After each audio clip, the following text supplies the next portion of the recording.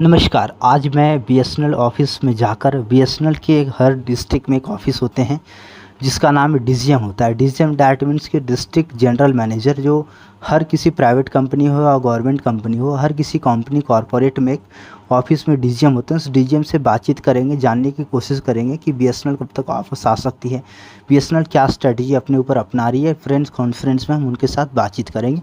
बने रहिए इस वीडियो के। आपका नमस्कार, बहुत बहुत स्वागत है सर हमारी इस चैनल में। मैं सर आपसे जानना चाहूँगा, मैं क्या सर हमारी जो जनता है वो जानना चाह रही है कि जितने सारे लोग हैं वो बीएसएनएल में अपनी सिम को पोर्ट करा रहे हैं, एमएलपी करा रहे हैं, तो क्या बीएसएनएल कब तक वापस आ सकती है? अपने जनता का हाहाकार मचा रही है जो जनता की बीएसएनएल वापस आ गए। सर इसके बारे में क्या स्ट्रेटजी है? आपने सवाल किया तो इसके पहले मैं कुछ प्रीरिक्विजिट्स जो है उससे मैं अपडेट कराना चाहूँगा, बिकॉज आज हर एक चीज़ अर्थव्यवस्था से जुड़ी हुई है।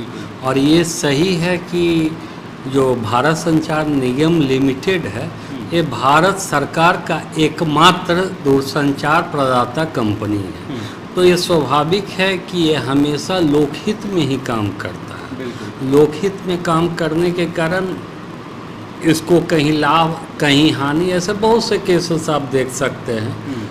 अभी आगे के जो मैं आपको बताने जा रहा हूँ उसमें आप खुद एहसास करेंगे कि लोकहित में किस हद तक भारत संचार निगम लिमिटेड के द्वारा कदम उठाए जा रहे हैं। जैसे पहला आपका जो सवाल था, वो सवाल स्वाभाविक है कि अर्थव्यवस्था से जुड़ा हुआ है। हर एक चीज़ demand and supply with pricing के कॉन्टेक्स्ट से जुड़ा रहता है। तो अभी क्या है कि एकाएक जितने भी निजी क्षेत्र के दूरसंचार सेवा प्रदाता हैं, उन्होंने एब्रप्टली लगभग 25% का हाइक किया। तो आपके यहाँ जो भी आज मोबाइल को यूज़ कर रहे हैं, तो उनकी अर्थव्यवस्था को अगर देखा जाए तो बीएसएनएल ही एक ऐसे कंपनी है जो आज के भी दिन में उनके मांग को पूर्ण कर सकता है। जो भी कदम उठाते हैं वो देश की नीति के अनुसार और लोगों की आवश्यकता के अनुसार उठाते हैं। हम लोग कोई प्रॉफिट मेकिंग कंपनी नहीं है। ये अलग बात है कि आज डॉट के द्वारा इसे एक बीएसएनएल नोडल एजेंसी बना दिया गया है, जिससे कि इसका भी प्रॉफिट एंड लॉस अकाउंट देखा जाता है। लेकिन क्या है, संभव है कि अगर हम प्रॉफिट एंड लॉस अकाउंट देखते तो आज सुदूरवर्ती, जैसे आज आपके नेशनल पार्क में 14 किलोमीटर अंदर हम 4G टावर लगा रहे हैं, बहुत से ऐसे वैसे ही जगहों पे बीएसएनएल लगा रहा है जिस जगह किसी भी निजी दूरसंचार प्रदाता का टावर अवस्थित नहीं है। का टीसीएस के साथ कोलैबोरेशन हुई है, तो कब तक सर ये बीएसएनएल वापस आ जाएगी? और क्या सर इसमें प्लान की बढ़ोतरी की जा सकती है और प्लान में बढ़ोतरी नहीं होगी? सर इसके बारे में आपकी क्या जानकारी सर बताइए। अभी तत्काल तक जो हमारे पास जो सूचना है उसमें प्राइस बढ़ोतरी के संबंध में कोई भी सूचना हमारे कॉरपोरेट स्तर से नहीं आई है।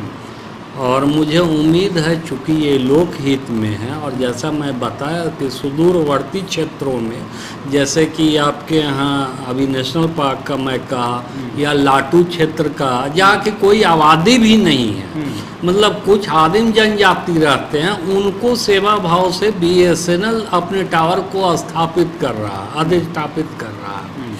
तो ये जो भी चीज़, और जो टाटा की बात है, तो टाटा और सी.डॉट और बीएसएनएल तीनों के सहयोग से बीएसएनएल के जो टावर है उसके बीटीएस का अधिष्ठापन किया जा रहा है, जो completely country made equipment. This is totally made in India, मतलब there is no any adulteration of your मतलब exported technology. This is the first time कि we are using swadeshi technology in place of all entire like jetty, erection. We have left all this technology here. We use only स्वदेशी technology देश की अर्थव्यवस्था को सुदृढ़ करने के लिए, देश के लोगों के लिए और देश के हित में। जो पोर्ट की बात है तो ये तो मैं आपको शुरू में ही बता दिया कि जहां आदमी को प्राइसिंग डिफरेंस मिलेगा तो भी आ सकते हैं, कोई भी जा सकते हैं। लेकिन आप देख सकते हैं कि BSNL इतने बाधाओं को सहते हुए आज भी है, आगे भी रहेगा और निरंतर अपने लोगों के हित में ये सेवा प्रदान करते हैं।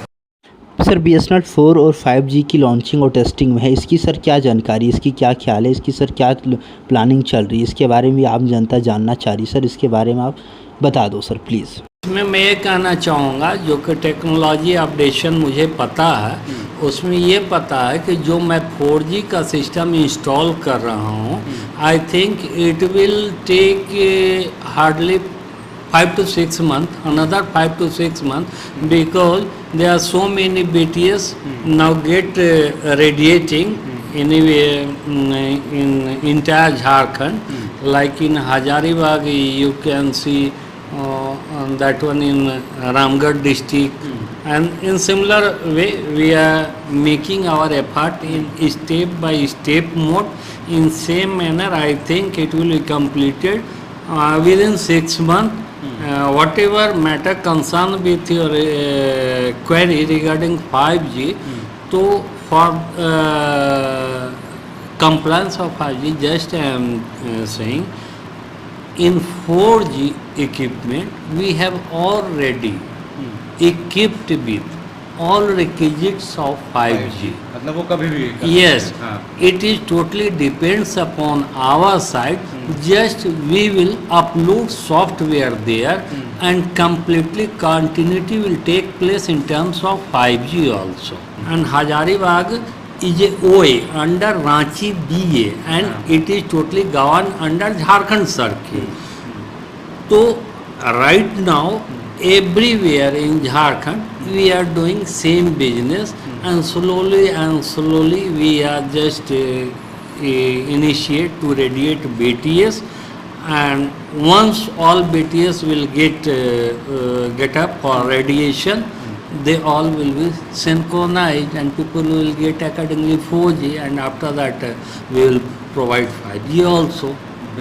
लाने के बाद सर BSNL की स्पीड क्या होगी, क्योंकि इतने सारे आम जनता इसमें सिम को MLP पोर्ट करा रहे हैं सर, बड़ा उम्मीद से करा रहे हैं, तो इसकी क्या जानकारी सर साझा करिए एक बार आम जनता के साथ। अभी आपने बताया स्पीड के मामले में, हाँ। तो इसमें एक चीज़ और ऐड करना मैं आवश्यक समझ रहा हूँ। अभी BSNL एक मान इक्विपमेंट हाँ। मीडिया के लिए आता है, उसको इंस्टॉल कर रहा है, और हम समझते इस 1 महीने के अंदर हो जाएगा।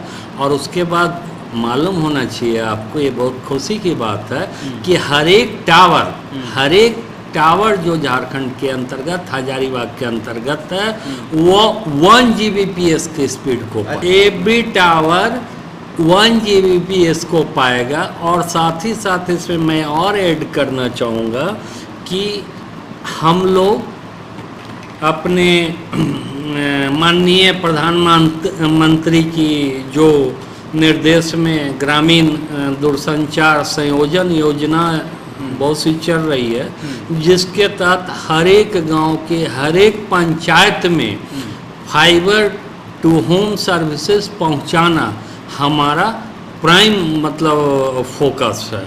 सो दैट, और उसका रेट भी जो होता है अर्बन से कम होता है, सो दैट कि अगर आपके ग्राम में पहुंच जाता है फाइबर और कोई इच्छुक व्यक्ति है, तो मात्र 100 रुपये के भी खर्च पे वो फाइबर सेवा अपने घर पर ले